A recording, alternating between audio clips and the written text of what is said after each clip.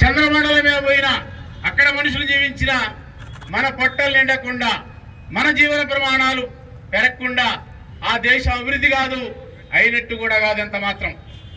అందుకే నరేంద్ర మోడీ ప్రభుత్వం ఏం చేసింది, ఎందుకు ఇవాళ ప్రధానంగా మనం ధర్నా ఎందుకు చేస్తున్నాం, రేపు సమ్మె ఎందుకు చేస్తున్నామంటే 4 లేబర్ కోడ్లు అనేటువంటి రద్దు కావాలి. ఏంటి 4 లేబర్ కోడ్లు ఎందుకు వచ్చినాయి, ఎవరి ప్రయోజనాలకు వచ్చినాయి? 4 లేబర్కు 44 చట్టాలు ఉన్నాయి కానూన్లో. ఏమిటి? కార్మిక చట్టాలు, మనకు ఉండేటువంటి మొత్తం trade union act, ID act, payment of bonus act, అదేవిధంగా వేతనాల చట్టం, నష్టపరిహార చట్టం. ఈ చట్టాలన్నీ కూడా 1886లో చికాగోలో కార్మిక వర్గం, ఆధునిక కార్మిక వర్గం ఏర్పడ్డది. ఆనాడు మన చేతి పనిముట్లు పోయి, చేతి వృత్తులు పోయి, ఆధునిక పరిశ్రమలు వచ్చి, పారిశ్రామిక విప్లవం వచ్చిన తర్వాత ఆధునిక కార్మిక వర్గం ఏర్పడ్డది.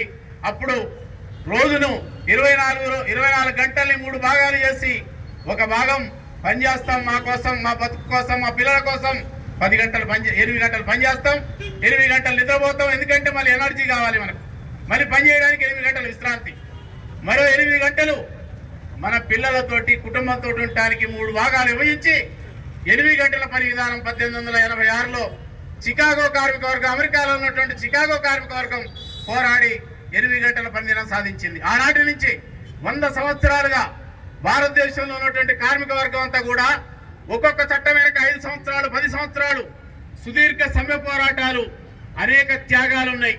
8 గంటల పనిదినం కోసం ఆనాడు 6గురిని ఉరికంబ ఎక్కించింది ఆనాటి ప్రభుత్వాలు అక్కడ అమెరికాలో.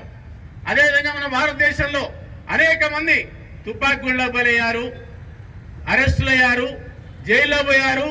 అనన్య త్యాగాల చరిత్రతోటి, ఆ ఫలితాలతో వచ్చినటువంటి ఇవాళ మనం 44 కార్మిక చట్టాలు అమలవుతా ఉన్నాయి.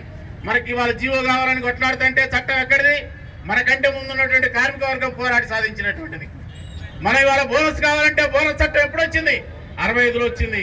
ఆనాటి కార్మిక వర్గం పోరాడి సాధించింది. మనమేం కార్మిక చట్టాలు మనమేం తీసుకురాలే, మన ముందు తరాలు, మనకంటే ముందున్నటువంటి కార్మిక వర్గం పోరాడింది, త్యాగాలు చేశారు, రక్త తర్పణ చేశారు. అవి వచ్చినాయి, అవి అనుభవిస్తా ఉన్నాం. అయ్యే ఇంకా అమలు కావట్లే.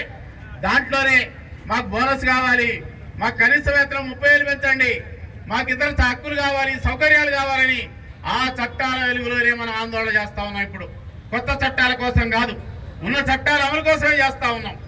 ఇవాళ మోడీ ప్రభుత్వం ఏం చేసింది? ఇవాళ మోడీ ప్రభుత్వం ఇవాళ మన ప్రభుత్వంగా లేదు, కార్మిక వర్గ ప్రభుత్వంగా, ప్రజల ప్రభుత్వంగా లేదు. వాళ్ళు ఎవరి కోసం పనిచేస్తా ఉన్నారు? భారతదేశంలో ఒక 50 కుటుంబాలు ఉన్నాయి. టాటాలు, బిర్లాలు, అదానీలు, అంబానీలు, ఐటీ సెక్టార్లో ఎల్ఎన్టీలు, ఇన్ఫోసిస్లు, ఐటీ సెక్టార్లు అన్ని కూడా ఒక 50 కంపెనీలు ఈ దేశంలో ప్రధానంగా మోడీ చుట్టూ కూర్చొని, మోడీని గద్దెనెక్కించి ఇప్పటికి 10-12 సంవత్సరాలుగా మోడీ ప్రభుత్వం ఎవరి కోసం పనిచేస్తుందంటే ఈ 50 కుటుంబాల కోసం. ఈ 4 లేబర్ కోడ్లు ఎందుకు తెచ్చిందంటే మన దేశంలో ఉన్నటువంటి ప్రభుత్వ రంగ పరిశ్రమలన్నీ వాడు కొంటా ఉండు, మనం అమ్ముతా ఉన్నాం. భారతదేశంలో ఉన్నటువంటి 267 ప్రభుత్వ రంగ పరిశ్రమలు మొత్తం కూడా 24% నుంచి 100% దాకా అమ్మేసిన వాళ్ళ చేతిలో ఉన్నాయి. దేశంలో సహజ సంపదని, ఖనిజాలని, భూగర్భంలో ఉన్నటువంటి విలువైనటువంటి ఖనిజ సంపదని, మొత్తం సంపదని మొత్తం కూడా, ఆస్తులని, సంపదని, ప్రభుత్వ రంగ పరిశ్రమల్ని మొత్తం కూడా వాళ్ళకి అప్పచెప్పిండు. నువ్వు చూడు, విమానయానాలు, అదేవిధంగా నౌకలు, ఏది భారతదేశంలో రైల్వేలు, బిఎస్ఎన్ఎల్, ఆయిల్ రంగాలు, అదేవిధంగా విద్యుత్ రంగాలు మొత్తం కూడా వాళ్ళ చేతిలో పోతా ఉన్నాయి. కనుక వాళ్ళు ఏం కోరుతా ఉన్నారు? మీ ప్రభుత్వ రంగ పరిశ్రమలని మేము కొంటున్నాం, మీ ఆస్తులను మీ అన్నిటి కూడా మేమే కొంటున్నాం, కనుక మేము కొంటే మరి మాకు రక్షణ కావాలి, మా పెట్టుబడులకు గ్యారంటీ కావాలి, మా లాభాలకు గ్యారంటీ కావాలి అని ఆ పెద్ద పెద్ద సంస్థలు కోరుతా ఉన్నాయి. అందుకే ఏం చేసిండు మోడీ? మరి వీళ్ళ రక్షణ కావాలంటే ఏం చేయాలి? వాళ్ళు ఏం కోరారు? మీకున్నటువంటి కార్మికులకు ఉన్నటువంటి 44 చట్టాలు ఏదైతున్నాయో ఆ చట్టాలు మా రక్షణకు ఇబ్బందిగా ఉన్నాయి, మీ వాళ్ళు సమ్మెలు చేస్తారు, అదేవిధంగా సంఘాలు పెట్టుకుంటారు, బోనసులు కావాలంటారు, కనీస వేతనాలు కావాలంటారు. ఈ పరిశ్రమలని మా చేతిలో ఉంటే మీ కార్మికులు సమ్మె చేస్తే మాకేం లాభం వస్తుంది? మాకు ఎక్కువ లాభాలు రావాలి కదా. కనుక మాకు లాభాలు రావు కనుక ఈ చట్టాలను మార్చండి. మీరు ఈ చట్టాలను మారిస్తే మా లాభాలు పెరుగుతాయి, అదేవిధంగా మా ఉత్పత్తులు పెరుగుతాయి, మా సంపద పెరుగుద్ది, మేము ప్రపంచ కుబేరులం అవుతాం, ఇది వాళ్ళు కోరుకున్నది. దాన్ని వాళ్ళ డిమాండ్లు మన డిమాండ్ కాదు, కార్పొరేట్ల డిమాండ్ల కోసం పార్లమెంటులో 44 కార్మిక చట్టాల్లో 29 ముఖ్యమైనటువంటి చట్టాలని 4 కోళ్లుగా మార్చి మనం ఎప్పుడు ఇవాళ పార్లమెంట్లో ఆమోదించారు.